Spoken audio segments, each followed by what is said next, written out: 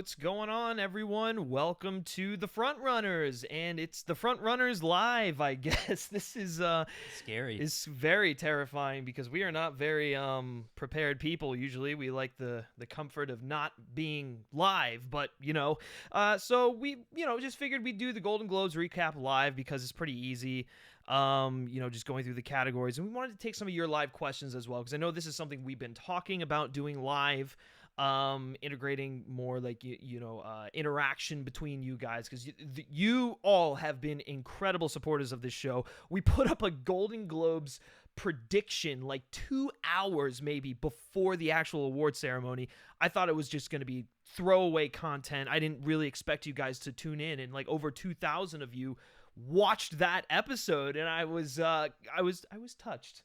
I was floored and I was touched because I did not expect that. But anyways, I am one of your hosts, Griffin, and this incredible human being sitting next to me is Mr. Tyler Tompkins. Tyler, are you excited to be live? Yeah, our opening is almost as good as Ricky Gervais's opening for the Golden Globes. Like, we're almost there. We're almost there. Yes, which we will get into that momentarily. But it looks like we got actually a fair amount. We got some people in the chat, man. Holy crap! Hector, what's up, Hector, man? How's it going? We got a Shifty SL. Thank you so much, Shifty, for your support. You've been a big you've been very vocal about this show and your love of Uncut Gems. Shifty did a great little like supercut of like some of his favorite films of the decade on his Twitter. Go check it out. I figured I'd give him a shout out for just being a great. Yeah, I see him comment a lot. Yeah. So this is gonna be it's gonna be great. So anyways, we got Hector in there. We've got Kashav. Hey, thanks, man. Hey, how's it going? Zaya. Hey, cool to see you guys live. You guys are awesome. Well, thank you so much for all the love. It means a lot to us. Let us know if there are any technical issues. Like I said, we don't usually do this live, so I'm sure there'll be a few hiccups and bumps along the way. We should let you know right off the top that yes, we're going to be breaking down the Golden Globes, probably touching on the DGAs, the WGAs, and all of that sort. But we are going to save some time for your live questions. So if you have questions for us, award season questions, film questions, all that good stuff, feel free to put it in the chat. And if you definitely want to make sure that your question gets answered, you can feel free to send in that super chat because that really helps us out. We are, we're putting in a lot of work for some of this content here, and if you guys have the means and want to like shoot like a couple bucks our way for a question or whatnot, hey, by all means, feel free to do it. But that is not a requirement by any means, just if you feel so inclined. But let's get into this thing. Let's start talking about the ceremony, Tyler. So I guess we should just start with kind of just like overall impressions. What did we think of the what do we think of this show in general? I'm going to toss to you first. What were your thoughts of this Golden Globes? Yeah, I liked it. I thought Ricky Gervais did a really good job. His opening monologue was awesome. He really set the tone with that speech. Killer. And after that, it was good. It was I thought it'd be a little crazier. Yeah. Than what we got. It was really tame. Yeah. Yeah, really tame. They kind of played it safe for a couple of categories. I was telling you, it felt a little long with all the commercial breaks, and having to go through TV kind of sucks too because you just really want to hear the movie awards. Yeah. But other than that, I liked it. I hate on the Globes, but I'm always watching them every time it comes on. I think that's the thing. It's like from like a show standpoint, from a live ceremony sort of standpoint, I think the Globes do a really good job, and they seem to just go through. They go through the show fairly efficiently. I think sometimes the Academy Awards have a tendency to get bogged down in just, whatever. I feel like there's always like a little bit of a lull in there. They feel like they have to go like all out. Right. But... Well, and that's the thing. It's like the Globes always feels more like a party. Like just like everyone's just like drinking, having a good time. Ricky Gervais is up on stage not giving a single fuck about what's going on. And then like the Oscars is just all about, the Globes is just all about, well, here's the Globes. It's just kind of like a free for all, and here's everything that's going on. They don't even spend too much time like on the nominees for the categories. It's just like, well, these are the people who nominated, and there you go. So yeah, I mean, like I said, I don't like from an award standpoint, I don't really care too much about the Globes, but I think they do put on a good show, and I absolutely loved Ricky Gervais. Yes, George, I see you in there, you little bastard. And also, oh sweet, oh thank you Zaya for the super chat. I really appreciate it. That's very It's really nice, man. very Thank you. very kind of you. Appreciate that. Yes, I know the Globes suck. We I'm not like the biggest fan of them, but and I'm sure when we were talking about our predictions, what they do is they offer a platform for the winners to really sell themselves to the Academy, because Oscar voting is going on. Brad Pitt for Man of the Year. Yeah, we're gonna talk about Mr. Brad Pitt here in a second. So yeah, I loved Ricky Gervais. It was very refreshing. He didn't give like a single fuck of what was going on. I think sometimes the hosts tend to be very self-serious when they're doing these awards, and they're afraid to step on eggshells. I thought Gervais did a good job of just like sticking it to Hollywood and really just whatever. So outside of the actual show itself, let's get into some of the categories. Which, do you have some of the categories pulled up? Yeah, I mean, we can do best foreign feature first. Yeah, we can start with that. Yeah. We knew that was going to be probably the biggest lock of the night, and it ended up going to Parasite. Yeah. Deservedly so. Yeah. But I think the surprising thing about Parasite was that was really the only award it took. Yeah, I when we start talking about director, I think that's when we'll get more into that for best director. But, yeah, for sure. But starting, like you said, starting with foreign, really no surprise at all. I mean, Parasite was the front runner for that category, still is the front runner for that category, and every other thing. And yeah, I mean, that was really no surprise. I was glad to see the film get some love, because it really didn't get any love at all that night. But once again, Golden Globes don't necessarily mean anything. So yeah, it's funny, before they announce the award, I always get a little nervous with them, because I'm like, are they going to do something crazy? Yeah. Like, are they going to give it like Hidden Glory or something? Dude, like, what are they going to do? This is why we were talking, like when we were doing our predictions. I was like, man, they're going to give Best Picture to Joker. Like, there's going to be some fuckery in there, and it's going to go to Joker. Yeah, but really, I mean, transitioning to the next award, the only one that shocked me was Best Animated Feature. Oh my God, what in the world happened with Best Animated Feature? I mean, I haven't seen Missing Link, but that was a shock. Like, that was the one I would not have picked out of the no way. Like, here's what I'll say about Missing Link winning. I'm sure it's great. It's okay. Like, it's in terms. I've seen it. In terms of Leica films, it's one of their weaker ones. There's some charming aspects to it, but I don't think it's like the film to win. I mean, it sells itself on like impressive stop motion animation and like the type of things that Leica usually excels in. It sells itself on, and it does all those very well. That being said, it is not better than Toy Story 4. It is not better than How to Train Your Dragon 3. It is not better than, what was the other one nominated?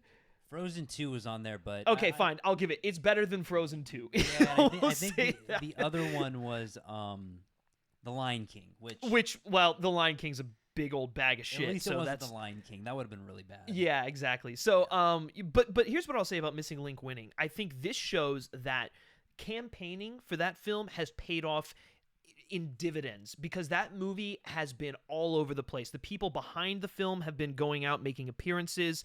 There's been like advertisements for it all over the place. They were because Leica has nothing else, they are going all in on Missing Link, and I think it's actually it paid off for them at the Globes. We'll see how it works for the Oscars, but yeah, I mean, I guess it was just kind of a little bit of a shocker. So I don't know. Yeah, I would still say animated feature is not locked yet, like 100% locked for any of them. Yeah, I would agree. Yeah, probably Toy Story will win, but I'd be careful. How to Train Your Dragon and Missing Link, apparently. Yeah, for sure. Let's go back into the chat here. Take a look at what you guys are saying. No problem. I haven't been watching you guys constantly like I used to, but you guys go out in the hard work. Well, thank you so much, Zaya. That really means a lot. George, no Oscar host again this year. That's true. The Oscars did announce that they are not going to have a host, which I think is a brilliant move, considering how well the show went last year. I'm really not surprised. Hector, Ricky has that not giving a fucking attitude, not giving a fuck attitude, and I admire it. Absolutely, gotta love a man with nothing to lose. So there's that. And listen, I get it. Ricky Gervais is a very controversial guy. Some people like his comedy. Some people don't like his comedy.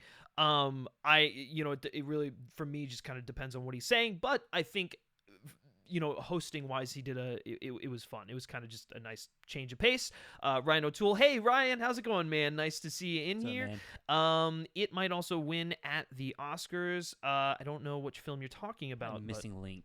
Well, man, maybe Missing Link might win. George Brody looks a lot different. He does, and he's missing an accent. I was gonna do an accent, but I'm not gonna do that. It could be very bad and very offensive. I had to replay. Oh, I was gonna make an Australia joke. I can't do that. Oh, we can't. I can't do that. No, because no. it's on fire. Yeah. Which, by the way, if you are actually in Australia and you are watching this, rest in peace. Heart goes out to you. That is it's awful. Terrible. Hector Gonzalez, I was so happy that Phoenix got an award. We will touch on that in a little bit. George, 75 voting members equals shitty awards. Exactly. True. It's just a small voting body of journalists, and they all only care about like status and just like taking pictures with people.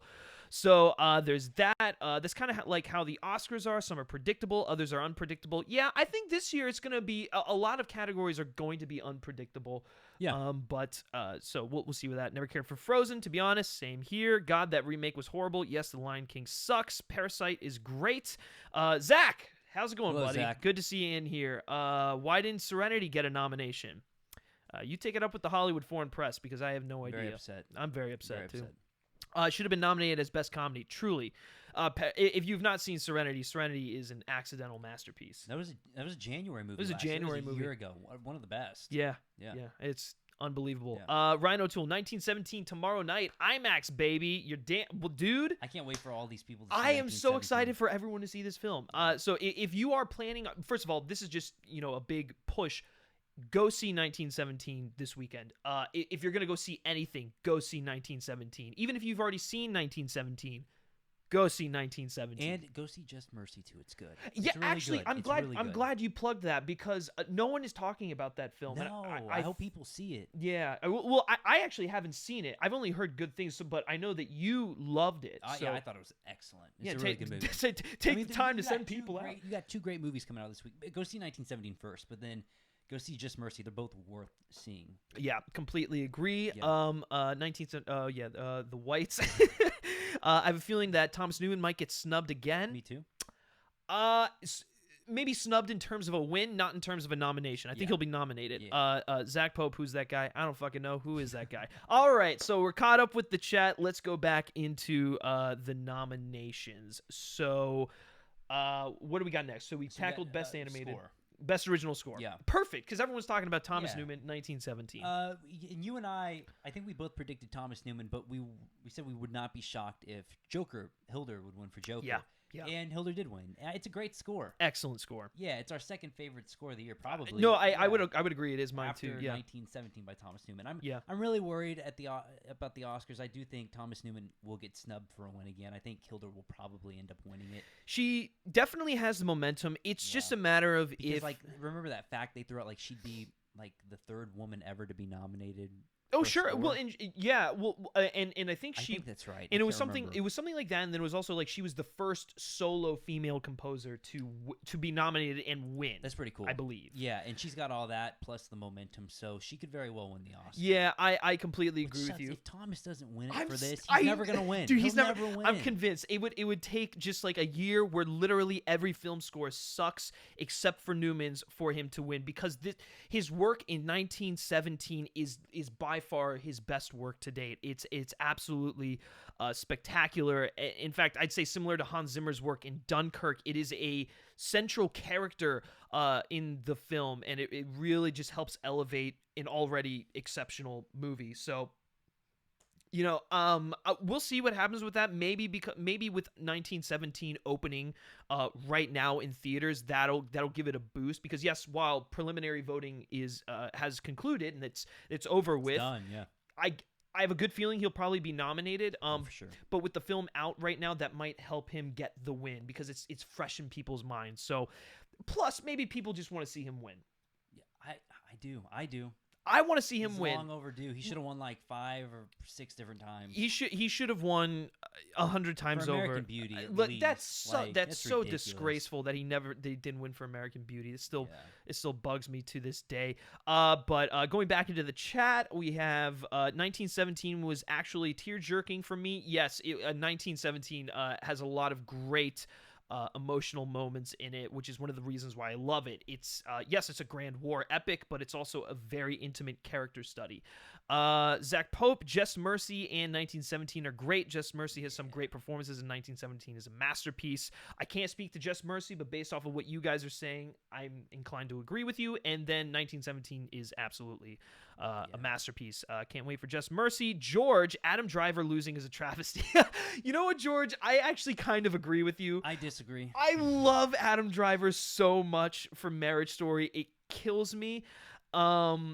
But you know, what can I say? Listen, the person who's probably not even going to get nominated, who should be winning that category, is Adam Sandler. And so I'm kind of just disappointed about that. Hans Zimmer is going to be one busy man next year. Yeah, in case you didn't know, Hans Zimmer's scoring the next Bond film, and so he's going to be doing Bond, the SpongeBob, Sponge on the Run movie, Wonder Woman 1984, Dune, and like one more, right? There's one more. Think so. Oh, well, not Tenet.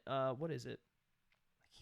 I can't remember. I think there's one more. There should be. There one definitely more, is. for sure. If you know what it is, let us know in the comment section.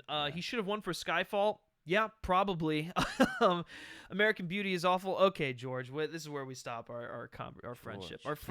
Our friendship ends here. Takes. Hot takes in here. American Beauty is a masterpiece, one of my favorite films of all time. Is a great film. Sam Mendes is a great filmmaker, and I'm happy to see him win something. Absolutely, which we'll get to that in a little bit. Let's get back to some of these winners. So we just covered best original score. What is the next category? Yes. So song.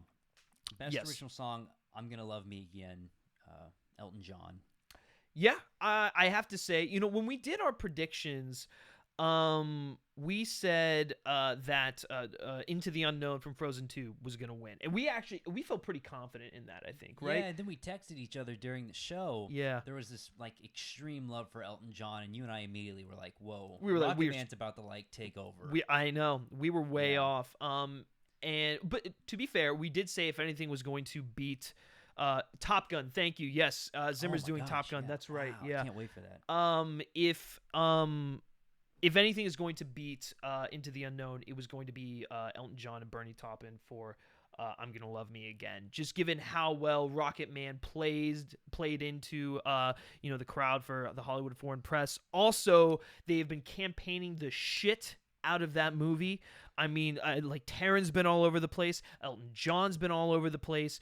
First of all, I thought it was just really cool that this was the first award that Elton John and Bernie Taupin had won together. It's so weird, and they're like long and just like illustrious career. That was the first award. That just kind of blows my mind. It actually made me happier that they won the award, to be honest with you.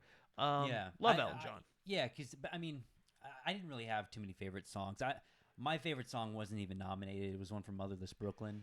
Oh yeah, Daily Battles. Battles. I know. To me, that should be the winner. But it was cool seeing Elton John get to go up on stage. I mean, I wasn't upset or anything. No, absolutely, and I thought the two of them gave a great speech. So okay, moving on to the next category here.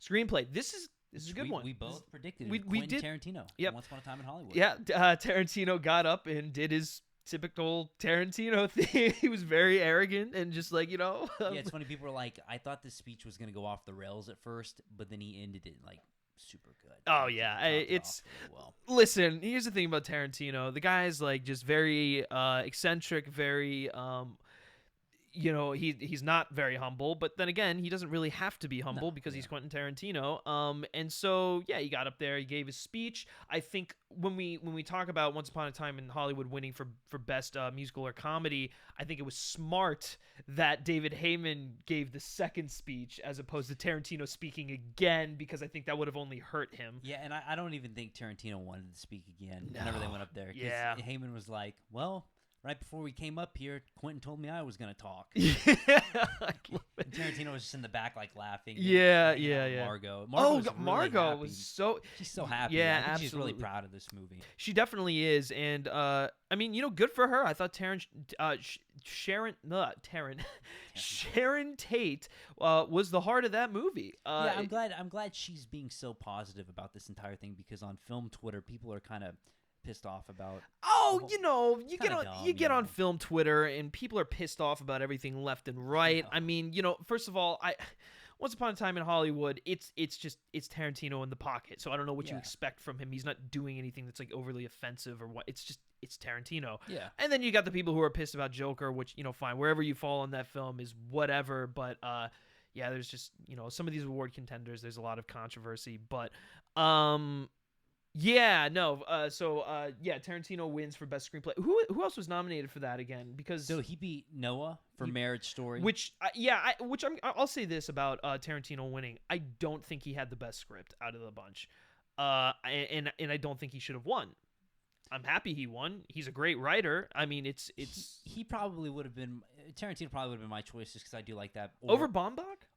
He would have been my That was- second. I mean, they're both equal. I wanted both of them to win. I was like, if either of them win, I'll be happy. Yeah, see, to me, Marriage Story's script is, aside from Knives Out, it's the best thing I've heard all year. But yeah, when I saw the movie, I thought that was going to win everything. Like, yeah, script, picture, possibly actor. But I thought so too for a long time. Yeah, but yeah, it's kind of weird to see how Marriage Story has been treated as we go along. Like, Noah getting snubbed for a lot of categories, and it's kind of weird. I never thought this would happen to that movie. Yeah, no, for sure. But let's go back into the chat here. We're talking about Top Gun when we were talking about Hans Zimmer. Yes, very happy for Rocketman. I am too. I love that movie. It just barely missed out on my top 10 of 2019, which I still got to put out that video, but there's a little spoiler for that one. Griffin Rise for Kevin Spacey. I picked Taron to win, and I think he'll get in for the Oscars. Yeah, for as the night was kind of unfolding, I was not surprised that Taron won, which we'll get to, and we'll talk on that a little bit later. But yeah, and I think his speech and everything, his campaign, it's really helping his Oscar chances. So I agree with you. I think he's got a good chance of getting in. Let's hope that Taron gets nominated for an Oscar. I think he has a good shot. A Glass of Soju from Parasite is one that I loved for original song. I don't know if I listened to that one a whole lot. That was the one. It's the one where she's like, oh yeah, right. Yeah, I guess I am a little. Nah, I don't know if That's kind of weird. Yeah, it would be an outside. It would. Yeah. Yeah, for sure. Really wish Ballad of a Cowboy from Toy Story 4 got the nomination. Oh yeah, I forgot about that. Not a bad one. Or the Randy Newman song from that one. Which did that Randy Newman song get a nomination? No. Like I won't throw myself or throw yourself away. I don't know about that, but yeah, I am surprised nothing from Toy Story got nominated. I hope Knives Out is nominated for screenplay at the Oscars. I am too, dude. That is by far my favorite script of the year. That thing is immaculate, and I pray to God that it wins. And just if it's not gonna win, I just hope it gets nominated. I love Tarantino, and I'm so proud of him winning. Yeah. I mean, it's great. Good on him. I can't agree. Ryan, I agree. Knives Out should be in there. I completely agree with that. I also think Tarantino's script had very little action in it. Yeah, I mean, like, here's the thing about Once Upon a Time in Hollywood. It's a hangout film, and it's just Tarantino kind of reminiscing and I think there are some very personal motifs and statements in that film, which is why I actually loved it as much as I do, and I think that's why it's resonated with a lot of people. But yeah, I mean, when I think about it, I don't think the script is necessarily the strongest attribute of it. So, Griffin still rise for Spacey. Oh, George, I always love your. We enjoyed his little Christmas thing that he did. Did you see that? No. Video? Oh God! He released another one, man. Oh my God! Talk about someone who literally has just gotten rid of. I shouldn't like it, but I do like it. Well, you like it for all the wrong reasons. Just because Spacey's he's such a good actor, but yeah, but it's just he bizarre. So happened to do, It's so bad, so bad. Joaquin winning at the Globes to me is the beginning of him winning every other award as well. You're probably right. Like I said, I don't give the Globes too much credence, but like, Yeah, I mean, considering the fact that he's been nominated literally all over the place. Yeah, like, I feel comfortable about it now, but when we get to the SAG Awards on January 19th, I'm going to be nervous again. Oh, for sure, because Yeah. I think actually that I don't know if he's 100% lock for the SAG because while I would consider him like a solid front runner, I think a lot of love could go to Adam Driver. And even to Taron, If you Driver or Taron win, it'll be at the SAG, I think. it'll be at the SAG. Yeah, SAG I Awards. agree. I feel more comfortable for some reason with Joaquin winning the Oscar than I do the SAG. Yeah, I don't know why. no, you're right. Well, I think that's just because the industry as a whole really loves Joker, which we'll probably talk about in a little bit later on. Rocket Man is better than Bohemian. Yes, 100% agree. It's a million times better than Bohemian Rhapsody. Fun fact, the mansion in Knives Out is 5 to 10 minutes away from where I live. Oh, that's pretty dope. That's actually pretty sweet. Yeah, man, that's pretty awesome. I'd be going there all the time. Yeah, I'd be like going there, taking pictures, like, all that stuff. George, bring back Kevin's. I'm done with you. Okay, and Shifty, think the Safdies still have a shot at That's best? a good question. That is a great question. We were just talking about this before we went live. I'm gonna let you take this one. I honestly think they do have a good chance. I think, you have a pretty solid 5. Like Todd Phillips is kind of the weird one. People are saying because he didn't get in for the DGA. Yeah. But if he does not get in, some people think Greta Gerwig will be the one who gets it. I think it's going to be the Safdie brothers because there's been this weird resurgence and hype surrounding Uncut Gems as of lately. People have really latched onto it, and it's just kind of getting more and more popular. It's doing good at the box office. People are loving this movie. It's in the indie world, this is like a smash hit. This is a box office behemoth, which is kind of funny considering like the $30 million like what it grossed or whatever. I know, it's not that much. It's not like Avengers Endgame levels of success, obviously, but like in the independent film world, this is massive. And I think we were talking about this before, before the Christmas break and all that stuff like that. We were talking like we have not seen like an indie film like this crossover into the mainstream like Uncut Gems has. Yeah, when you took me to see it back in October because you had an early screening. Yeah. This was like 2 months before it came out. And, it did feel kind of like an indie. But when I saw it again, I saw it like 3 more times. This feels like a really big like studio movie. It doesn't really feel like an indie. And you're right. I haven't really seen a movie make that transition before. Yeah, like break into the mainstream. Yeah, it's very, very rare, and I think what the film has going for it outside of the Safdies. Well, first of all, everyone loves the Safdies. These guys are going to be, mark my words, these guys are going to be like legends. They're going to be legends. They're going to be like the next Scorsese. I swear.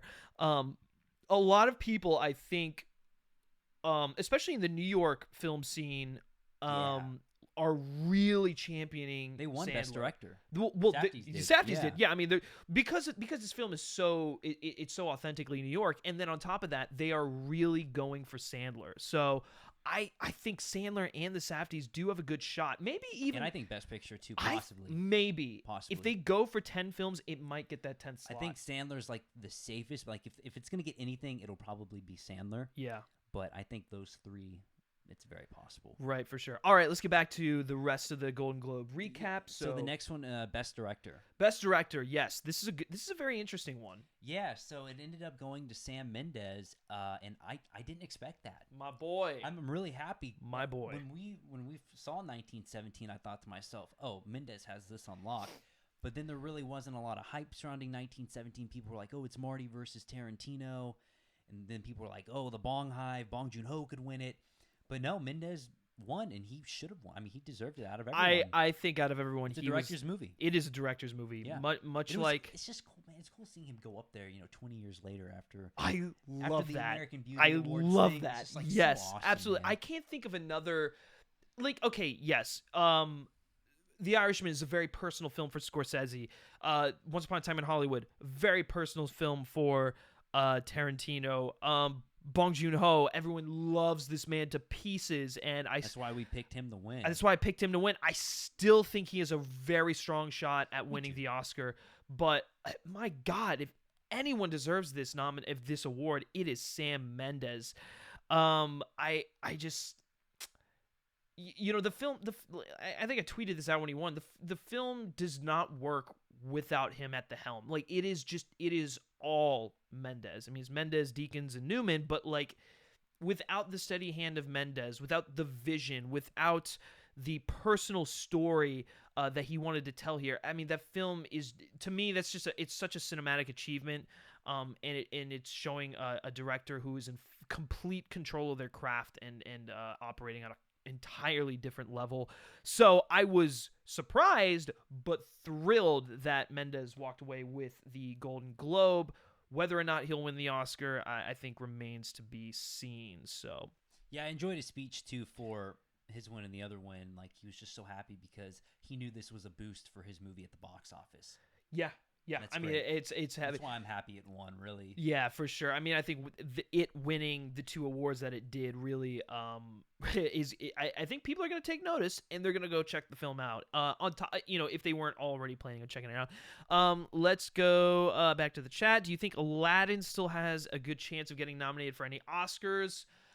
Probably not. Probably not. Yeah, I think Endgame deserves stuff over Aladdin, and I'm worried about Endgame getting. I mean, it'll probably get sound and stuff, but yeah, I'm not too sure.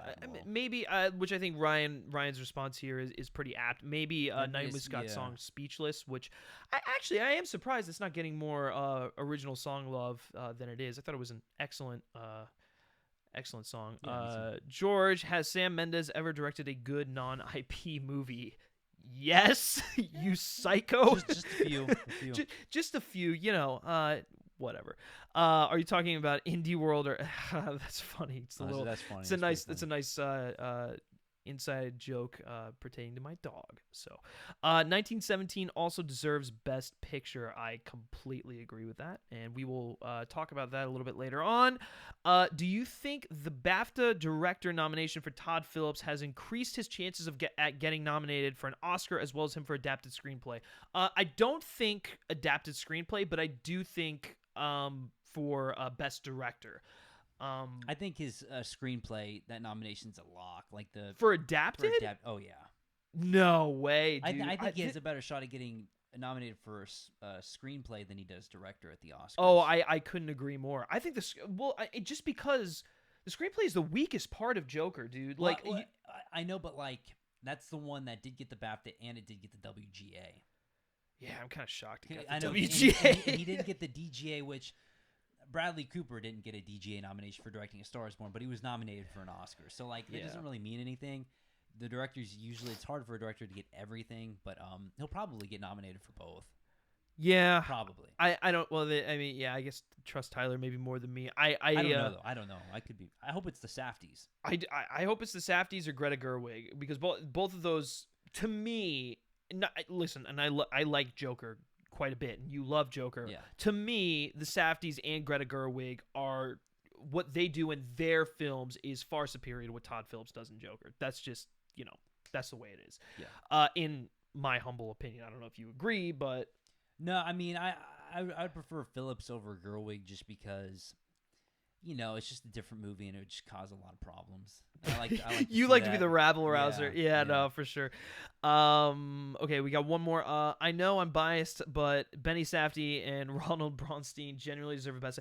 I completely, dude, they do. Uncut Gems deserves 10 nominations. Deserves everything. It really does. It should win Best Editing, maybe.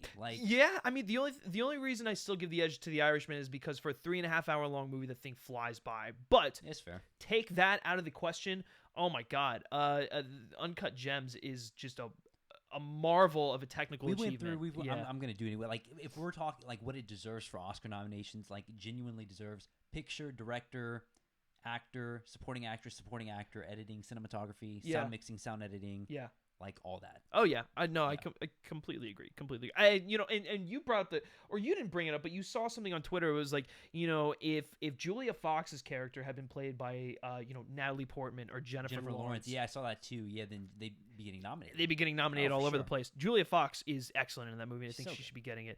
Todd Phillips did a 70s Scorsese.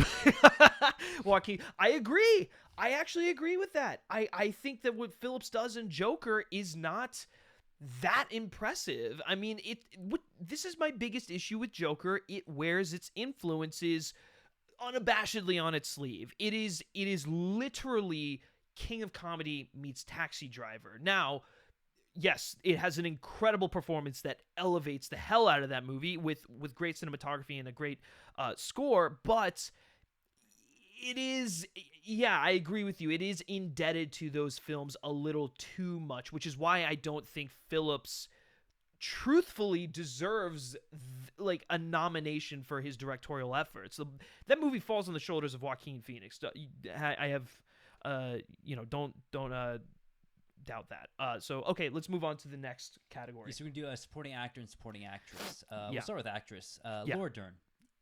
She is a lock. Yeah, I thought She's a J-Lo, lock. like, because this would be the place for her to win, but after seeing Laura Dern win, like, she's gonna win everything from here on out. Yeah. Yeah, she's a lock to win. Yeah, no, this was Nothing much else to say about yeah, that. no, I mean, the way Laura Dern has been campaigning, the way Netflix has been campaigning her, the way everyone loves her, it's just, yeah, I mean, she deserves it. She gives a great performance in Marriage Story, killer monologue. She's playing a different kind of character than she usually does. To me, she's going all the way to the Oscars, and she's going to win at the Oscars. So this was easily the biggest, the easiest prediction of that night. And supporting actor Brad Pitt. This is Oh probably man, my favorite. this was speech of the such a night. good It win. was so good. Yeah, I was so happy to Yeah. see him go up and accept it, because to me he was like one of the biggest locks of the night, but I was still a little nervous. Yeah. I was like, just please say his name, and he gave just such a killer speech. Oh my God, he was so effortlessly cool. He just Have- goes up there. Do you have the entire speech? Like, no, just no, I have this really fun picture. I just of him on the. He's just, Oh, like, here you go. smiling. Yeah, just Brad Pitt smiling. Brad I just Pitt, got. yeah. God love him, man. It's about time he wins a damn Oscar. He's only been acting. yeah for acting, right? I mean, because of Plan B, he's won. For 12 years a slave. For 12 years a slave and stuff. But yeah, man, I was thrilled about this. Listen, I love Al Pacino in The Irishman and Joe Pesci in The Irishman. I think from a performance standpoint, they might have the better performances. But I'll be damned if I'm not rooting for Brad Pitt all the way. Oh like, no, yeah, I want him to win everything. It's just like we just saw you putting the Brad Pitt thing up there. Yeah. But yeah, it's just he's such a delightful human. Everyone loves him. He goes up there, he calls Leo LDC. Yeah. He's like, "Hey, I would have shared the I would have shared the raft." And it was like a nice jab. On Titanic, like The Titanic, the door rep. thing, yeah. And then, of course, he finishes the speech by saying, hey, if you take a second tomorrow to be nice to someone, I think we really need that right now. Just like great, wholesome speech. Love that man. I really do think it's his year. Yeah, me too. And deservedly so. I'm happy. I'm happy he's been able to hold his momentum the whole way. Yeah, for sure. All right, going back to the chat, just a reminder, guys, if you do have questions for us, you can send them in the chat. If you want to make sure we answer them, you can send in a super chat. That'll guarantee your question gets answered, but it's not required by any means. Okay, so it's a Mean Streets, King of Comedy, and Taxi Driver amalgamation. Yes, that is Joker. That explains why De Niro is in the movie. Yeah, He's really good in the movie. I mean, he's great in the movie, but like Phillips has been. He's stated it as much. He's like, oh, it'd be great if De Niro was in this movie because he was in King of Comedy, and it was kind of like a little bit of a switcheroo there. So, yeah, no, not surprised there. John Early, I am obsessed with the Switch Lite, and I am obsessed with Switch Lite accessories, and I have both. I don't know what you're talking about. I feel like I should know what that means, but I don't. I'm gonna look it up. Yeah, you look it up. I have no idea. Okay, George, Phillips deserved to direct the sequel. That's about it. I think that's about where it kind of ends for me. It's like he was a steady hand. The Nintendo Switch. Oh, the Switch Lite. Oh, okay, got you. Well, I mean, I that's thought it cool. was like some sort of like Tarantino, like, Once Upon a Time in Hollywood. Yeah, thing. I was right. Like, well, I want one. Yeah, it's like, hey, sure, why not? I do think Phillips was a steady hand. He definitely brought forth something different. He was like, hey, let's just make a character study with the Joker. Let's do something different in this genre. As far as sequels go, I don't want them announcing anything until Joaquin wins his Oscar and it wins anything else. But after Joaquin wins, announce 5 sequels. I don't care. Yes, Make that's as many as you that's- want. yeah, I at don't care the- how bad they are. Joaquin won. then Who we're good. cares? No, I completely agree with you on that one.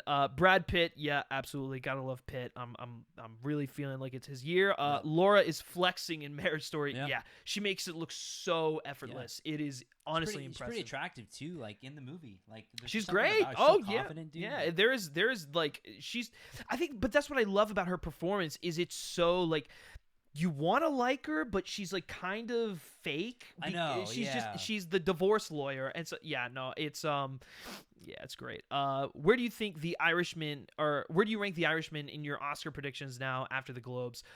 Like I said, I don't think the Globes have too much of a bearing on its Oscar chances. That being said, I think it's taken a dip. I think Yeah, The big Irishman dip, has yeah. taken a big dip, especially because no De Niro recognition. And I don't really know how much it's going to win on Oscar night. But yeah, I don't know. It might get the nominations just because of what it is and because it's Martin Scorsese, but I don't think it's at the top of people's lists. And so don't be surprised if it misses out on a few things. So I don't know, but what do you think? For The Irishman, Yeah. I think it'll be nominated for a lot still. I just don't think it's gonna win as much as people think because there was this weird thing like on Gold Derby all of last year. People predicted Marty to win Best Director, The Irishman to win Best Picture, and like they predicted to win so many awards, but I just never bought into that hype. I was like, there's way too many good movies. 1917 hadn't come out yet. I was like, I wouldn't bet money on this movie yet. Yeah, that's true. That's But it true. deserves the nominations for sure. It's an epic, and we Yeah. don't get many of those kind of movies, so it'll be nominated for a lot. Yeah, I completely agree. Same here. I love how Pitt plays this cool sounding guy. Yeah, Oh, Pitt he's so cool. Pitt, He's so Pitt cool. always plays the cool guy. He Yeah. kills it with that. Only person Griffin likes more than Brad Pitt is Kevin Spacey in a locked. I fucking hate you. Joker made $1 billion on 65 million. It's getting a sequel regardless of the Oscars.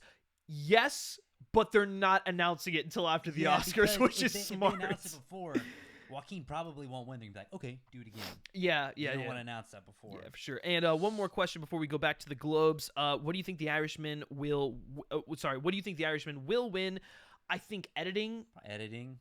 That might be it. Might be it. Maybe supporting. What about visual effects? If it gets a nomination for visual effects, then Maybe. definitely. But we'll see where that one lies. Okay, going back to the Globes, we just covered Best Supporting Actor. We are now moving on to actor, actress, comedy. So we'll Cool. start with actress and a comedy. This- Went to Aquafina. Easy. We predicted that. I mean, Yeah. she deserved it the most out of everyone because she gave the stronger performance. Yeah. So it was kind of funny though. People were saying like, "Oh, she won Best Actress Comedy for," and everyone was like, "Oh, wow, Aquafina could do drama or whatever." you know? Yeah, It's yeah, kinda which first of all, The Farewell being in comedy is kind of a joke in of itself weird, because yeah. it's not really a comedy Not at really, all. No. But yeah, I agree. Like this was so easy to me. Yeah. I'm I'm not w- surprised at all. Weirdly enough, and I don't know if she would be considered supporting or lead, but I thought Thomasin McKenzie should have gotten a nomination here for Jojo Rabbit. I would have loved that. I would have loved I that, would've man. loved that Yeah, so much. she was excellent in that movie. But taking that out, great to see Awkwafina win. I think she's gonna get an Oscar nomination for sure.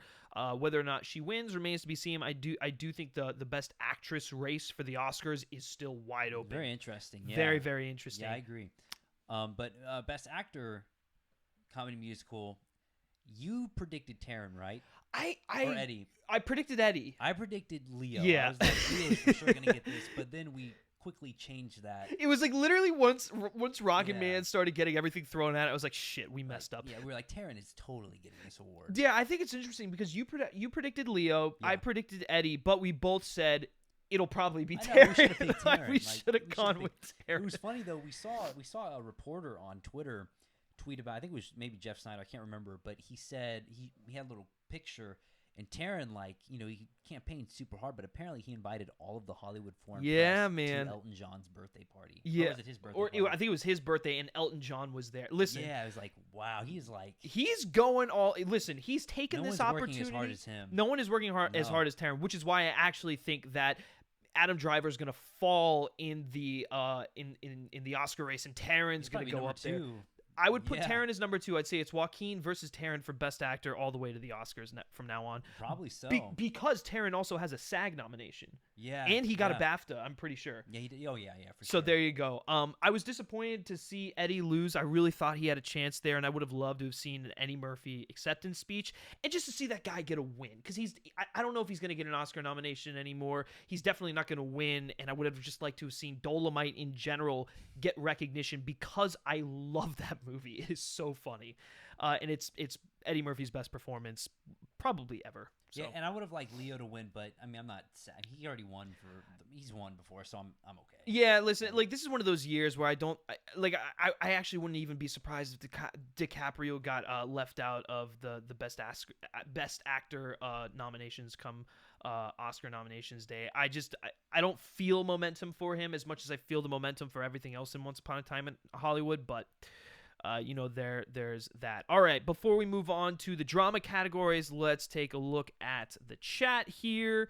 I want Joker to have its own trilogy, but remember when Nolan did Batman Begins and The Dark Knight? Everybody was happy until he did The Dark Knight Rises. Hey, my friend, I love The Dark Knight Rises. I love The Dark Knight Rises. I think Sometimes it's my favorite. Same. Yeah, I think it is a very bold movie in what it tries to do, and it's an excellent capper to that trilogy. So you know what? It's a long movie, long epic. Yeah, it's a long really epic. Cool, Listen, if you hate The Dark Knight Rises, whatever. But like, I think that movie gets too much shit. Way too much shit. Yeah. Josephine DeMarco, I thought Thomasin McKenzie was so much better than Scarlett Johansson in Jojo Rabbit. I think she should get a nomination over her. I would actually agree with you. I think the reason why Scarlett is carrying the momentum is because of like a few particular scenes, and because of what happens to her character in the film and how it affects. I mean, they're both excellent, but yeah. If I had to pick one, I'd probably pick Thomasin too, just because I like her a lot as an actress, and she's really good in the movie. Yeah, I would also agree. Hector Gonzalez, almost lost you here. Okay, I would only want a sequel to The Joker if they have another good, compelling story to tell. I agree. Yeah, I'm kind of weird on the Joker sequel thing. I don't really know if it can work without Batman. I don't know, because then you just kind of run in.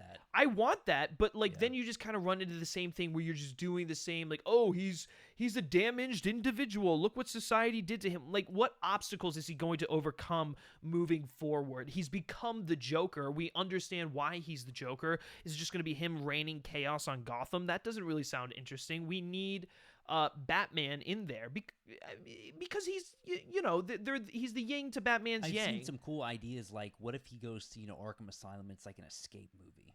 That could be interesting. I just don't think it would ever match what we got in that first Joker. It's kind of lightning in a bottle. It really is. The only way I'd want to see a Joker sequel is if Batman is in it, and I just want to see Joaquin's Joker and Pattinson's Batman on screen together. I know it's never going to happen, but like, my God, those two powerhouse actors just chewing the scenery excites me. So, oh geez, losing the chat here. Griffin's idea. I'm not even gonna comment on that. Josephine DeMarco, Awkwafina should star in a rom-com with Choi Woo-sik from Parasite. Hey, sure. I'm all for that. That is that sounds like a great idea. Scott Sullivan, hey buddy, man? How's it going, dude? No, you didn't miss the stream. We're just we're getting into the big ones. We're getting into the big ones now. We're taking questions, probably talk about the WGA, DGA, and all that good stuff. So don't worry, you are right on time, my friend. Awkwafina, where is that? Good Lord. Awkwafina, I know, so popular. Awkwafina was so good in The Farewell, and I'm happy for her. Same here. My predictions for the Oscars is that some of the Best Picture nominated movies will all win at least 2 Oscars each. Very possible. That's actually a pretty good idea. Yeah, it's possible. Yeah, I'm so proud of Taron Egerton, and he deserves the whole world. Absolutely. Love that guy. Taron Egerton and Walton Goggins have the same birthday, November 10th. That's actually pretty funny. Cool. I'm really upset Adam Sandler missed out on Globe and a SAG nomination for Uncut Gems. I saw it on New Year's Eve with my brother and dad. It was outstanding. Yeah, that movie, God. That movie is just unbelievable. Even like people I know who aren't like film Twitter cinephile type people who have gone to see that movie have just walked out and they like called me. They've been like, dude, that movie was a rush. My heart rate was elevated. I was stressed out the whole time. It's an outstanding film, and I agree. I'm disappointed that Sandler missed out on both of those, but hopefully he can wind up with an Oscar nomination. Joaquin Phoenix and Rooney Mara are so cute together. They're a great couple, couple there for sure. I love The Dark Knight Rises, but I found it to be the weakest in the trilogy for me. Hey, fair enough. There were a few ScarJo scenes I would have cut from Jojo Rabbit. The hot takes.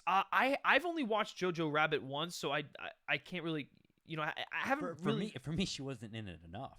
Oh, Like, really? She's like, she didn't have. From memory, I don't think she has that like too many scenes. Yeah, she's got. Well, I've seen it once as the well. one scene I love is when she's at the table and she's like I playing love the it so mom and much, dad, dude. which is So that's good. probably why That's she's probably getting. why Yeah. And then the shoe scene is just like, oh. The shoe scene. Oh my I god. would have cut that just 'cause it was so sad. Literally, just the whole audience just goes, oh. Yeah. Yeah. As much as I loved Jojo Rabbit to pieces, it's one of my favorites of the year. Yeah, excellent film. I didn't like ScarJo in it. I think Vicky Krieps from Phantom Thread or Valerie Packner from A Hidden Life to play her. Interesting. Yeah, I mean, I think a lot of people probably could have played that role. What I loved about Scarlett Johansson though is that she definitely played and she showed some of her more wholesome attributes. Yeah. She showed an endearing side that I think only Scarlett Johansson kind of possesses, and so it like warmed people up to her. People are familiar with her face, and so I guess that's maybe why they would have gone that. I Want a Poison Ivy movie where she sells pot and smuggles it across the border. That's a bonkers idea. Fun fact: Lulu Wang is dating Barry Jenkins. Yes, she is. That's another power couple. I want a deep fake with Valerie Packner from A Hidden Life, or you want a deep fake of that? Okay, interesting. Collider. Call Collider. I hear that they're doing deep fakes now. Yeah. Solely doing deep fakes now. Josh Safdie has the same birthday as my mom, April 3rd. Jealous. Hell yeah. Good on you. You've got some great birthdays. Yeah. That's the birthday facts. The birthday facts there, yeah.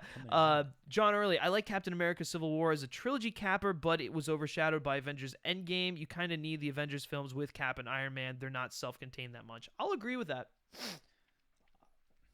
I think, okay, I agree with it to an extent. I think Civil War caps off Cap's journey quite well. Yeah, I see. I probably would have agreed with that when I first saw it, but I've come to love Civil War quite a bit. Yeah, I'm a little all really less good movies. Yeah, for sure. Endgame's the best though. Yeah, Endgame owns. I share the same birthday as Jeff Goldblum. The birthday facts coming in here, man. I don't even know whose birthday I share. Scott Sullivan, the mom's dad dinner table scene was my least favorite one. That's the scene I would have cut. Didn't work for me. Hey, fair enough, man. Yeah. Film subjective. All right, let's move on back to the Globe nominations. We're moving on to the drama categories. So we'll start with actress. Yeah, let's do it. So Renee Zellweger. Yeah, I thought Charlize was gonna win. I really did. I thought she would have won too. Yeah. Yeah, but it looks like Renee could possibly go the whole way. I would still. It's such a weird win, man. Me, but like, yeah, I didn't expect the Globes to go for that. Yeah, I didn't either. It's weird because like you would have asked me like 2-3 months ago, I would have been like, yeah, Renee's a lock. She's me too. Like Judy might not be a great film, but Renee is excellent, which I still find that to be. I think Judy is a very subpar biopic with an excellent performance. It's not bad. Yeah, I mean Renee is the whole movie. But I really didn't sense any momentum for her, at all, really. And then she comes out and she wins, and I'm like, okay, I guess people didn't forget about her. But like, I guess at the same time, it is the kind of performance that the HFPA would have gone for, I think. Yeah, for sure. But I just thought, Charlize did such a good job in Bombshell. She had actually built up quite a bit of momentum since that film movie came out. So I was like, wow, I guess Renee is still maybe the front runner. I don't know. Maybe by a smidge, but I still mean, think it's pretty open, like you said. I think it's open, and I'm praying that maybe Lupita Nyong'o can sneak in there, because Lupita has a SAG. Lupita has a SAG nomination, which is huge. If she, I'd rather her over Cynthia Erivo. Oh yeah, I mean, Erivo's good. Erivo's good, but not that good. No, Harriet is not good. I think Lupita's better than Cynthia too. Oh, by far, Lupita Aquafina, Renee, you think Charlize gets in? Oh yeah, for the best actress. Yeah, absolutely, she definitely too. gets in. Okay, now moving on to the category that everyone has been waiting for: best actor drama. Joaquin Phoenix. He got it. He did it. I mean, I can't say I'm that surprised. Yeah, me either. But there's just always, for me at least, I was still nervous because I was like, I've been wanting him to win since October. Don't pull any funny business. I know Adam Driver, he's fantastic. Yeah, but it's just, this is Joaquin's award. No one did what he did this year or last year, And he did it. I think this is going to be the first of many awards. Like you said, if he does get upset anywhere, I think it'll be the SAG Awards. But yeah. I still think he's probably going to take everything from here on out. Yeah, he gave kind of a weird speech.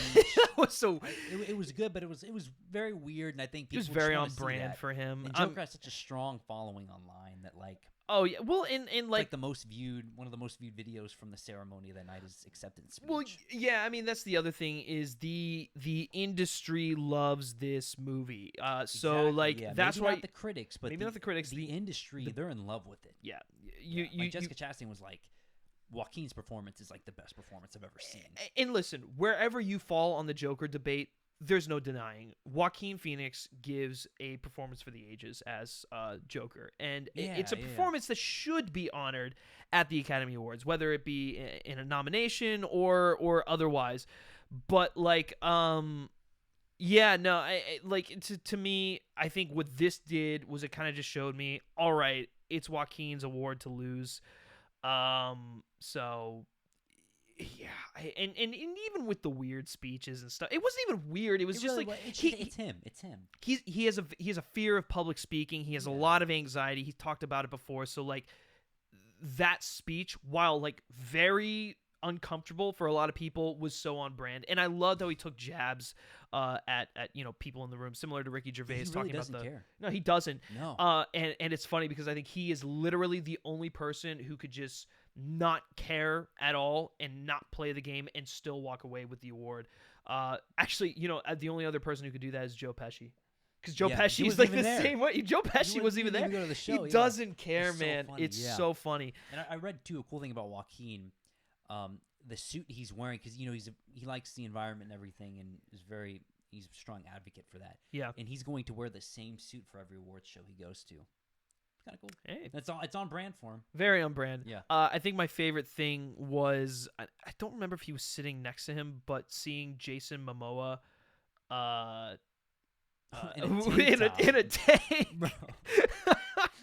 He's hanging out. Dude, he was just like, That's on brand. you want to talk about people who are on brand? Jason Momoa, good God. And it's funny because when Brian Cox won for Succession, Yeah. he walked past him and he mouthed, he's like, "Which way to the gym?" And Momoa was like, "To the stage." That was a great. I love meme. Momoa so Oh much. my God, he's such a delightful person. All right, before we get to the Best Picture wins, let's head on over to the chat here. Okay, so a lot of like Jojo Rabbit talk over there. Infinity War over Endgame. Hey, I respect that, and I get it. I think Infinity War is probably a tighter film, a little more streamlined. Endgame is more ambitious and plays more into the emotions, so that's kind of like Endgame a little bit more for that. Haven't seen Judy. You're not missing much, but I mean, Renee gives a good performance. I thought Scarlett would win due to her popularity with Marvel. Yeah, I guess that's true. With the Globes, I would say that's more likely. But for a while, I thought she'd win the Oscar. Like after seeing Marriage Story, I was like, "Oh Yeah. shoot, she's gonna go all the way." Right. I do think she's like, made some questionable public statements that maybe people are but then again, people just have kind of just really forgotten. care. They've just kind of forgotten about it. Yeah, so I don't know. With most of the major awards groups nominations out right now, how many movies do you think will be nominated for Best Picture? For me, it's between 8 and 9, but I won't be surprised if we end up with 10. It's got to be 10. It's got to be 10, but it'll probably be 9. They never do 10. It'll probably be 9. It'll probably be 9. It has to be 10.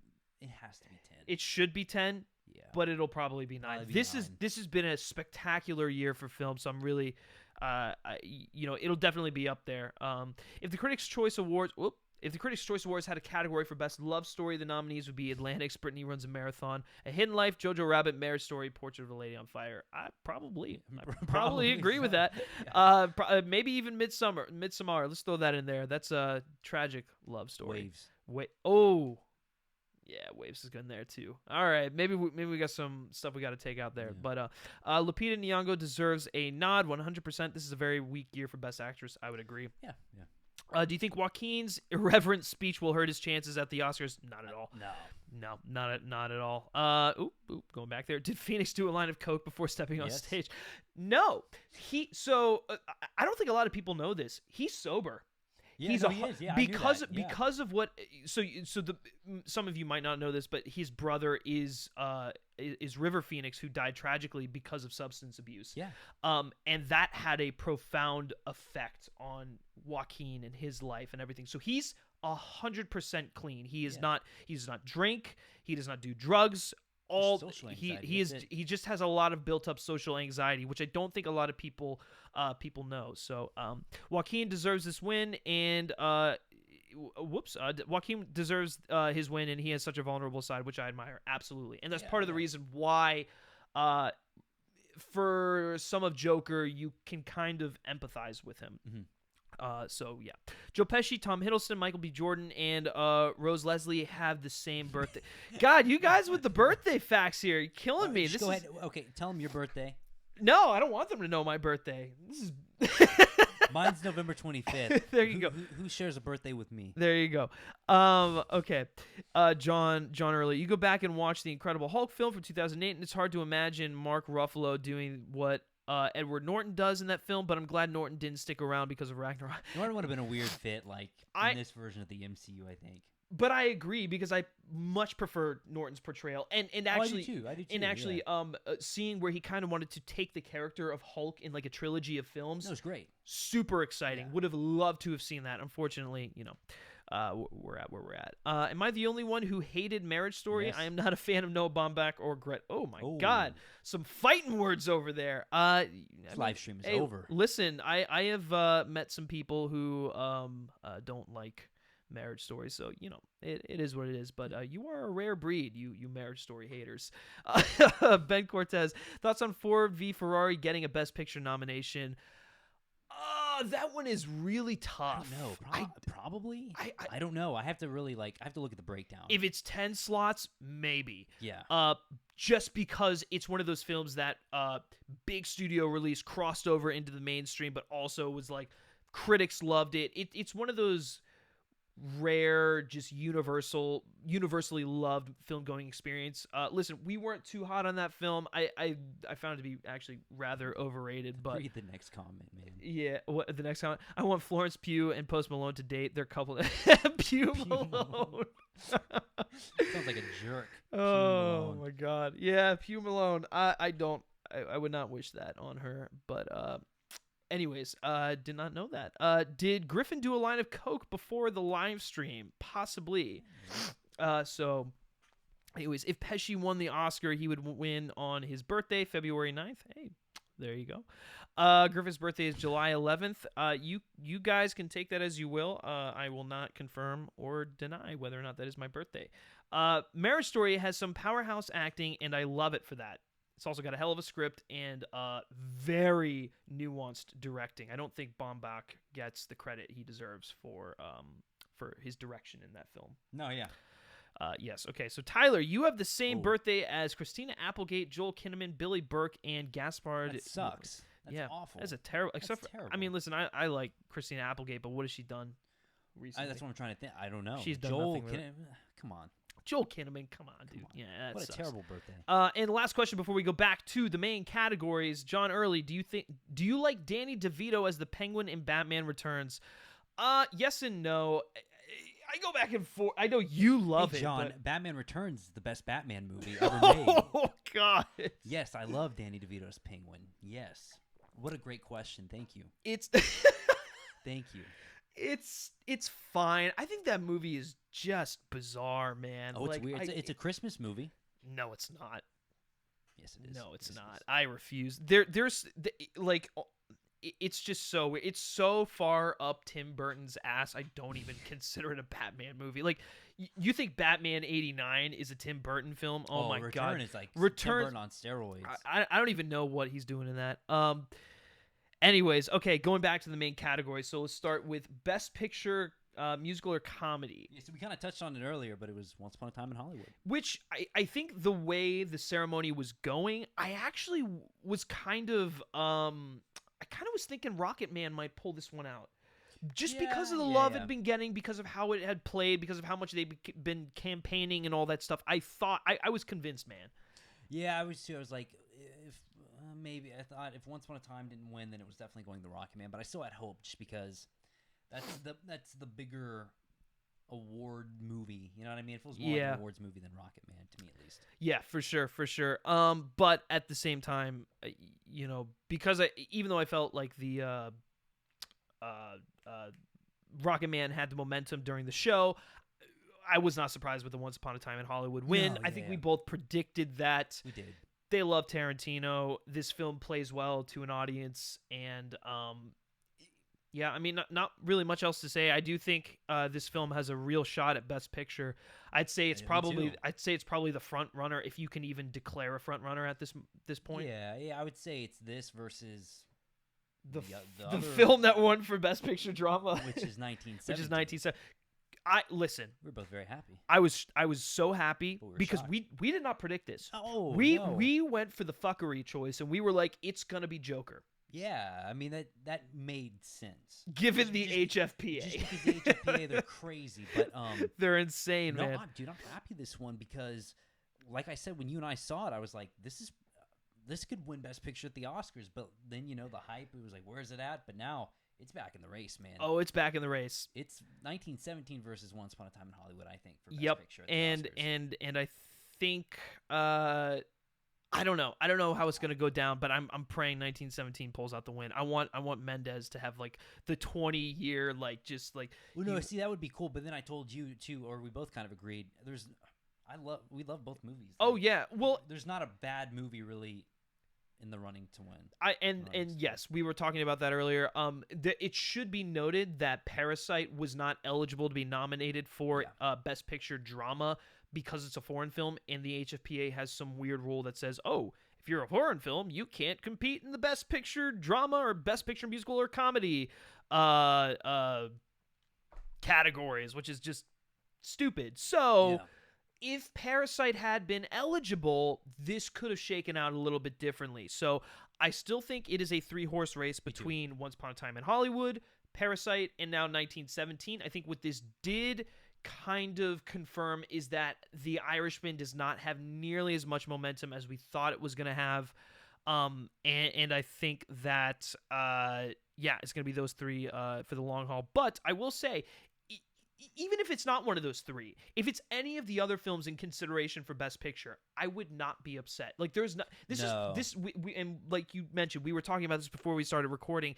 There is not a single bad film in consideration for Best Picture. No, like all the nominees will be good movies. Yeah. So like it doesn't really matter who wins. I mean, we have our favorites, but it's not like we're gonna hate the movie that wins. Yeah, no, absolutely. I mean, listen, unless it's Bombshell. I hope that's not nominated. That is true. That is like the one. Dumb, yeah, but I don't even think that the movie's lost so much. I agree. No way it's doing that. All right, so let's go back to the chat here before we move on to. You want to talk WGA and DGA stuff? Yeah, sure. Yeah. All right, so pull those up while I get back to the chat here. Okay, Ryan, I gotta go. Sorry, it was nice to hear your thoughts on the Globes and for you to answer my questions. Hopefully to hear more from you next Monday when the nominations come out. You will, sir. You will absolutely hear from us. Maybe we'll do another live stream then. Josephine, I have such a crush on George McKay from 1917. Do you have award season crushes this year? I don't know if I. Oh yeah. Oh wait. Who's yours? Award season crush. Yeah. She's not gonna be nominated, but I like Julia Fox. All right. Yeah. Well, I'll second that one. I mean, she wins. I mean, J-Lo for Hustlers, Florence Pugh for Little Women. Actually, just Florence Pugh across the board. She has really exploded, and I love her this year. I want George McKay and Isabel Grill, the red hair from Midsommar, to star in a rom-com together. Very interesting pairing. I thought Jojo Rabbit would win because of the inclusion theme. That's why I have it winning the Oscar for Best Picture. I think Jojo is kind of fallen down. It might get a Best Picture nomination, but I think that's about it. Maybe Taika Waititi for director because of the DGA nom, but I'm still not 100% sold on that. I'm so upset Parasite did not make the shortlist for Best Original Score. The score is incredible. Yeah, it's a great score. I don't think I had it in my top 5, if I'm being honest, but it is a great score. So, Sam Mendes has the same birthday as Jason Momoa, August 1st. That's hysterical. Okay, if there's one award that I want Endgame to get nominated for at the Oscars, but it won't happen, Alan Silvestri for Best Original Score. Dude, Alan Silvestri could still win the Oscar. and I would not be upset because his work there is magnificent. Fun fact: Alan Silvestri has not actually won an Oscar. That's pretty surprising. That's another one that's like blown. Like, He's listen, a legend. I want Thomas Newman to win the Oscar as much as you do, but yeah. I think you can make a real case that Alan Silvestri should, given his work in the MCU, given his work in Back to the Future, given his work in Back to the Future, just jeez. like so many, like all those Zemeckis Ready films. Player One, too. Ready That was a Player really One good too. one, yeah. He has been overlooked for far too long, and so I'd be happy with that. Joel Schumacher has made better films than his 2 Batman entries, but his Batman films are as colorful and as silly as Thor Ragnarok. Listen, I'm not a big fan of Thor Ragnarok either, so I get where you're coming from. I know you feel differently, but I don't want to talk about it. Okay. I also love the score for Uncut Gems. Yes. Ooh, yeah. Daniel score, that should be nominated too. Daniel Lopatin's score for Wow, it's a Uncut great Gems one. is excellent. Unfortunately, it'll probably be overlooked. Kevin Spacey should win Best Actor. Yes. He absolutely for the For that video. for that video. Could The Irishman get snubbed for Best Picture? No, it's not going to get snubbed for Best Picture. It just won't win. I don't think. It's definitely it's one of those films that like it'll be nominated 100%, but you know it's winning chances for sure. Remains to be seen. Scott Sullivan, off topic. Tyler, how are you liking LA? And now that you've been there a few months, are you and Griff roommates now or something? You care to? Yeah, so LA, it's wild. It's a crazy place. There are things I love and hate about it, but as a movie person, it's hard not to love, man. You have like everything here. Like New Beverly, like I started going there a lot now. You saw awesome. Eyes Wide Shut there, right? I saw Eyes Wide Shut there. It was one of the best theater experiences ever. And knowing people like him in the industry is awesome too, because I get to see a few things early every now and then. Yeah. If I'm lucky, he will take me to a Netflix party, which is crazy. It's so much fun. But like, even if you don't know someone in the industry here, it's a fun place to live. There's just always something going on. Yeah, no, for sure. Yeah, and then roommates, we very well. Could be in the near future, considering one of us is having a roommate move out. So there you go. Maybe some more stuff. Who knows? Yeah. Which year of the decade do you think had the worst Oscar season? Probably 2011. 2011 was not a good year. Yeah, it's just not memorable. It's not. For sure. And also, if Adam Sandler gets snubbed for Best Actor, it would be just as bad as Jake Gyllenhaal getting snubbed for Nightcrawler and Amy Adams getting snubbed for Arrival. I wouldn't say it's quite on that level. It's not on that level because Gyllenhaal fucking should have won. Yeah, and Amy Adams should have been nominated for Arrival. Yeah, I completely agree. But it's like a step down below that. Yeah, it's like below. Yeah. Right below it. Like Sandler's like number 6. He's really number 6, but we want him to be number 5. He needs to be number 5. Yeah. 2019 has been the best year this decade so far as Best Picture contenders go. I think the only other year that is as good as this is the beginning of the decade, and that is 2010. I would say that's the best. Unfortunately, the Academy lost their damn minds and picked the worst film out of all of the nominees. Yeah. You're telling me The King's Speech is better than Inception, The Social Network, and Black Swan? In 127 hours? In what world? Dude. What world? That is mind-blowing. That I don't even want to talk about it anymore. But yes, Scott, I agree with you. It's been a remarkable year for cinema. Julia Fox is gorgeous, but she's married. I follow her on Instagram. Oh, interesting. Is she dating one of the Safdies, or does she just? She just knows. She just knows them. Okay. Yeah. All right. Tim Hickson. Hey, Tim. Good to see you, man. What do you think will be the snubs this year?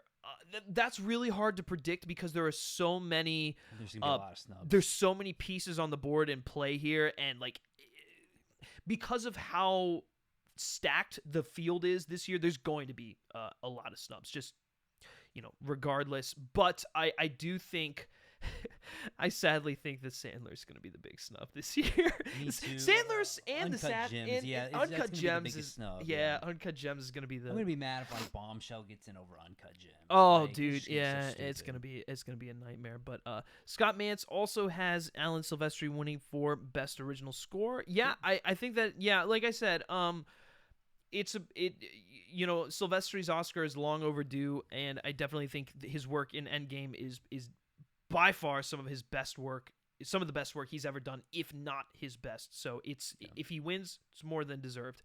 I think Joker will win score because they want to award a female composer. Well, Maybe, but also you gotta look at it like her work speaks for herself. Like Hildur Guðnadóttir's score for Joker is bar none one of the best scores this year. So it's like I actually think score is another one of those categories this year where it's like there's really not a bad winner. I mean, we obviously want Newman to win, but between Newman, between Hildur, between Alan Silvestri, Alexander Desplat for Little Women, Desplat, even Pemberton, who was nominated for Motherless Brooklyn. That's a great score. If that had won, I would have been kind of happy. Like, oh, cool. Yeah, and I'm kind of hoping that Michael Abels gets in for Us because that's an excellent score. So listen, I think.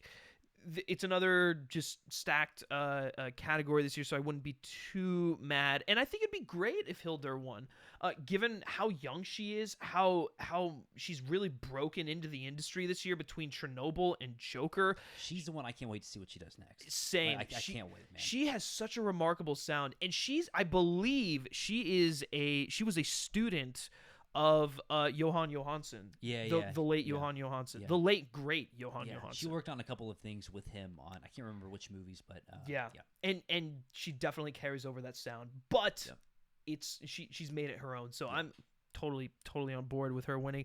Logan and Joker are my favorite movies of the last 3 years. Well, hey, I mean they're some great films. Do you like Logan more than Joker? Yeah, I do. I think I do too. Just barely. Logan that was unreal. Like that movie's so good. Yeah, you want to talk about a film that should have been nominated for a lot of categories. Yeah. It's just, I mean, still love that movie so much. I love Logan, dude. Like top 5. Hugh Jackman, Patrick Stewart, Daphne Keane, James Mangold. I'm so happy it was nominated for screenplay. Me too. Because it should have been nominated for picture. It should have been nominated for other acting categories. It's just, big disappointment there. But Logan is an excellent film.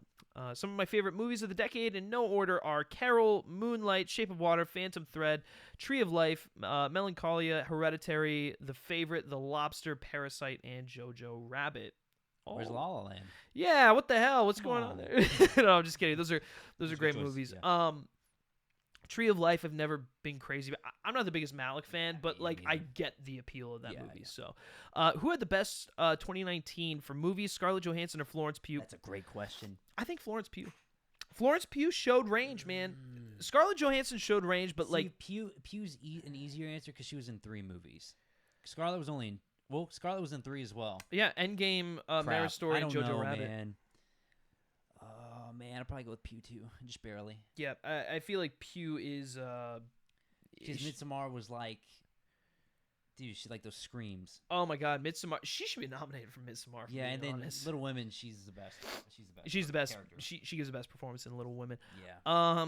Okay, a great movie from 2010 I recommend is Another Year from Mike Lee. It was nominated for Best Original Screenplay. Have you seen that film? No. I have not, so I guess I will check it out now. Cool. Thank you for the recommendation. Another great 2010 movie, The Fighter. Yeah, it's a great movie. It's a great movie. Like I said, 2010 was a... Thank you for strengthening our argument. Yes, stacked year. I love the Joker score. Don't think I'm being sexist. She completely deserves... Oh, no. I don't think you're being sexist at all. I just don't think, like, the Academy would just give it to her because she's a woman, you know? I think, like, it's just a case where, like, she composed one of the best scores of the year and happens to be a woman. So, and it's great to see that as well. Making an observation about, no, I totally get what you're saying. So, Johan Johansson should have gotten you're damn right. He should have gotten nominated for Mandy. That was, I think there was like a weird thing with that. Ineligible for some reason. It was ineligible because they used, it was like other tracks from something, but I think he probably would have been nominated. Yeah, for real. Hector Gonzalez, I can't believe Inception will turn 10 years old. Dude, don't say that. You and me both. I'm feeling older by the minute. I can't believe it. David Gonzalez, do you guys think 1917 and Roger Deakins has any shot at cinematography, despite Deakins winning its semi recently for Blade Runner? Deakins has got this. I think Deakins has got this thing on lock. People are saying there's like he has competition. No way. Like to me, that's a lock. If anyone other than Deakins wins cinematography, they're wrong. Like it just flat out, it's wrong, and it's a snub, and it's a disservice to the work that Deakins did, because I think Deakins in 1917 outdid anything he's ever done before. If there is a snub, I think it's gonna be Joker. I do, and not to say Lawrence Sherr's work on Joker is bad. Movie. All the nominees are great. Yeah, all the nominees this year are great. But you just gotta look at what Deakins did with 1917. It's truly. truly remarkable. Okay, a couple questions here, and then we'll go into some just last. We'll start wrapping this up with some WGA DGA talk. So I think Joker is a very good movie, but I don't think it's a masterpiece people claim it to be. For me, Joaquin Phoenix is where is it? For me, Joaquin Phoenix and the score were the best parts, but the script and directing fine, but nothing's bad. I'm right there with you, man. That's kind of how I feel about that film as well.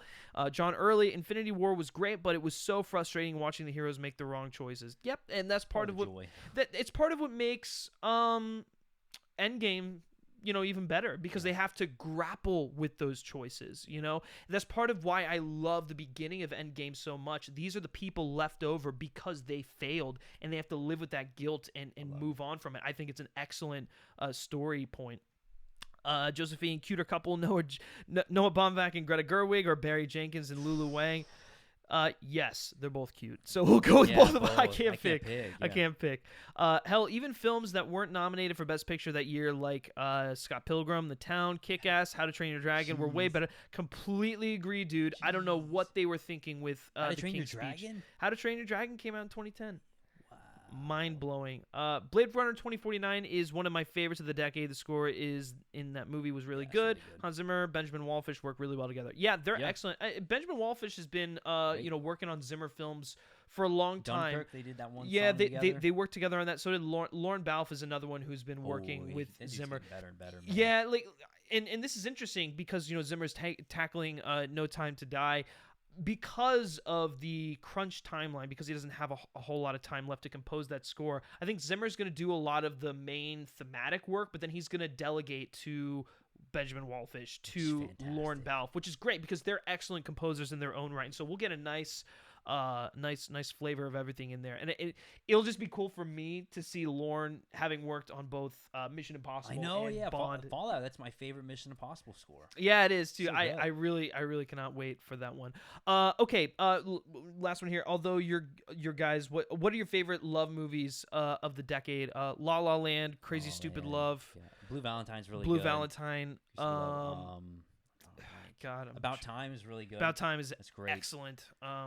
Might be my number one. So we'll go with that for right now. Yeah. All right, so let's briefly touch on the WGA and DGA before we close this out. So the WGAs were announced 2 days ago, and the DGAs were announced today. So so for WGA, we'll start with adapted screenplay. Yeah. We've got A Beautiful Day in the Neighborhood, The Irishman, Jojo Rabbit, Joker, and Little Women. It's kind of predictable. I mean, I don't think we're really missing anyone. Cool to see A Beautiful Day in the Neighborhood there. Yeah, I probably wouldn't have predicted that. Yeah, I don't think the movie's gonna get a whole lot of love. So me too. Yeah. And then for original screenplay, you've got 1917, which is huge. I love that it's getting screenplay nominations. Booksmart, love which it. is huge. Yeah. Knives Out, Marriage Story, and Parasite. Listen, all I care about is Knives Out winning for best original screenplay. That thing is amazing. And people were like freaking out because Tarantino wasn't in this, but it's because he's not a part of the WGA and like he never gets nominated for this, so it doesn't really matter. Yeah. No, I agree there. Like I said, no real surprise. What was nominated for adapted again? It was A Beautiful Day in the Neighborhood, Irishman, Jojo Rabbit, Joker, Little Women. Go see Little Women there. Yeah, I think the only one I would have taken out is probably like Joker, but I would have to think about what I would replace it with. But I guess I'm not surprised. I don't know. No, I'm not, just because it's been nominated for everything. Like I said, Beautiful Day was the most surprising to me. Yeah, probably just because I wasn't thinking of it. Yeah. And then for DGA, we have got, pull this up down here. I gotta reload the page. It was okay. I remember from Bong Joon-ho, Martin Scorsese, Quentin Tarantino, Sam Mendes, and then that fifth slot. Who was that fifth slot? Taika Waititi. Yeah. Yep. That was a surprise. Yeah. That was a Todd shock. Didn't get it. Yeah, it's shock. Todd didn't get the DGA, which it doesn't really matter that much because like Bradley Cooper didn't get nominated last year and he got an Oscar nomination, but he still might not get a nomination. Who knows? Taika's the most interesting choice. Surprised they didn't go with like Greta Gerwig. Yeah, and I am surprised that Greta didn't get in there. I think she's far more deserving than Taika. But to be fair to Taika, I think his work on Jojo Rabbit is he threads an impossible needle. Yeah, exactly. And aside from him, the other 4 spots are pretty predictable. Like those are locks. Oh, they're going to be locks all the way to Oscar night. I guess that 5th spot is it going to be Taika? Is it going to be Todd? Is it going to be Greta? Or is it going to be Noah? Or is it going to be the Safdies? Lulu Wang too. Or Lulu Wang. There's a lot of people vying for that 5th slot, so don't. Yeah. So you'll see Alma Harrell. Listen, sweet, she would deserve it. I think she's great. I wish Honey Boy was, a huge juggernaut. Yeah, I wish Honey Boy was in the conversation a bit more. But actually, Josephine makes a good comment. Do you think the muted buzz on Beautiful Day in the Neighborhood will hurt Tom Hanks as far as a nomination? No, and here's why: his Golden Globe speech. Everyone, he crushed it. And like I said at the beginning here, I think what the Golden Globes does is it gives the people who win a platform to help promote themselves for the awards. And while Tom Hanks was not nominated for, well, he was nominated for Best Supporting Actor, but like, while he didn't win anything else, and while he won like the Cecil B. DeMille Award, that speech was remarkable. And everyone loves Tom Hanks. And so while, I think what it did is it secured his nomination for sure. It could also work in his favor and he could win. I don't think that's going to happen. I think Brad Pitt is just, he's got the momentum at the moment, but I do think Hanks is going to get in there for supporting. So it's a good thing. It's a good point to bring up because I do, Beautiful Day in the Neighborhood, everyone thought it was going to be a big awards behemoth, but it really has not turned out to be. Going down here. Scott Sullivan. Sam Mendes was not a producer on American Beauty, so he didn't get a physical Oscar for Best Picture. I guess that's true. But didn't he win Best Director too? He did. So he got his Oscar for Best Director. Yeah. I wasn't a fan of Man of Steel either, but I thought the score was amazing. Yeah. Man of Steel is one of the best scores of the decade. Hector Gonzalez, Tom Hanks' speech is fantastic. Yep. It was great. I mean, and even the super cut that they showed of his work beforehand. Oh my God. Dude. I mean, people were tearing up. It was crazy. He's one of the best. Tom Hanks has a book of short stories called Uncommon Type. I might have to check that one out. That's pretty cool. All right, guys. Well, those are our thoughts on the WGA, the DGA, the Golden Globes recap. If you have any last minute questions, now's the time to send them in. Otherwise, I think we're going to call this one. Look forward to next week when we break down Oscar nominations, give you our thoughts on Choice. And Critics' Choice. We got a lot to discuss. We are in the thick of award season, and it's going to be fun. But we do want to hear from you all. We want to know if you like this live format for the show. The Frontrunners doesn't really have a whole lot of editing involved in it. It's really just both of us talking to a camera, you guys listening. So, we figure if we can do this live and we can answer live questions that, we thought that, it'd be great to exchange in a line of dialogue with you guys. So if you dig the live format, let us know in the live chat. Let us know in the comments section below if you're watching this on the replay. I know it's been a long one, but, I do like doing these live Q&As. We got a couple of questions in here. Deadpool 1 and 2, any good?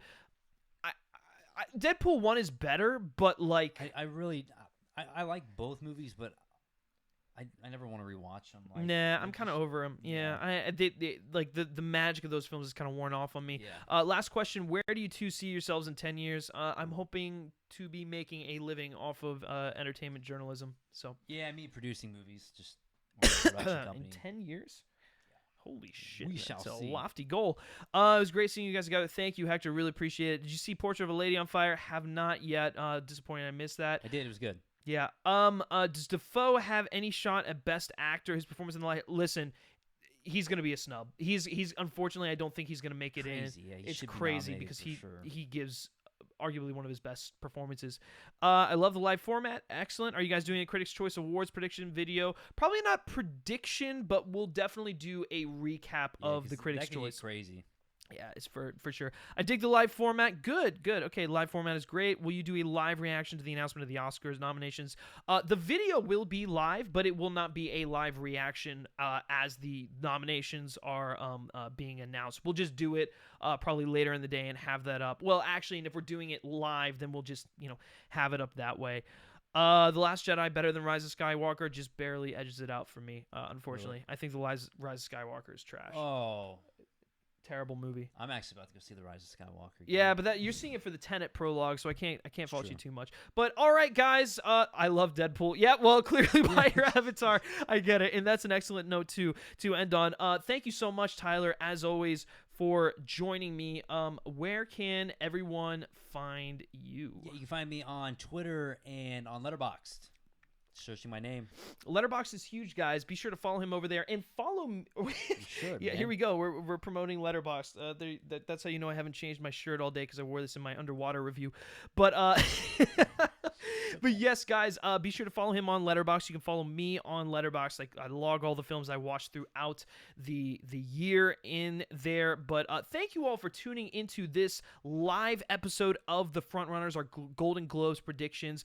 If you like FilmSpeak, you can like us on Facebook, follow us on Twitter simply by searching FilmSpeak. Be sure to hit that like button and subscribe to the channel for more, insightful movie commentary, more early movie reviews, and more episodes, most importantly, of the front runners. I almost said the fourth wall. Well, you can get some interviews in here too. We do want to let you all know we are working on possibly getting interviews with Sam Mendes, Thomas Newman, and Roger Deakins for this show. They're in very, very early talks, not even guarantees. But if I can get them, I want to bring those to you all. I think you all would really enjoy them, and I know we would fucking love the hell out I of just it. heard Thomas Newman. I'm like, Just mind blown, guys. But listen, and that we whole can get him to make us a theme song Oh, for Frontrunners. oh my God, yeah, pay him $1 million. But listen, guys, it should be noted that possibility wouldn't even be remotely in consideration if it wasn't for you all, for your support. We have loved your outpouring of love for this show, your consistent viewership. We love talking about award season. We love the Oscars, and so this show is probably one of our favorite pieces of content that we put out. So to be able to do that for you all is excellent. But yeah, we love the interaction too. yeah, the interaction, which is why I want to do these live ones again. So I think we will start trying to do this more live, and it's less work for us on the back end. So, but lastly, guys, if you like me specifically and you like what I have to say, you can give me a follow on Twitter at Griff Schiller. All right, that's going to do it for this recap of the Golden Globes, guys. Thanks for tuning in, and we'll catch you next week for Oscar nominations. Take care.